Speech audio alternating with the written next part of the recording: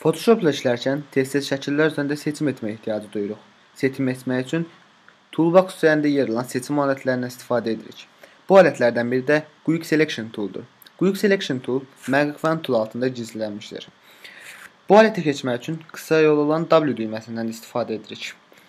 Quick Selection Tool alətini əlimizə aldıqdan sonra seçmək istədiyimiz hissə ilə arxa fon arasında qalan və rəng zidliyi çox olan bir hissəni referans alaraq seçmə əməliyyatımıza başlayırıq.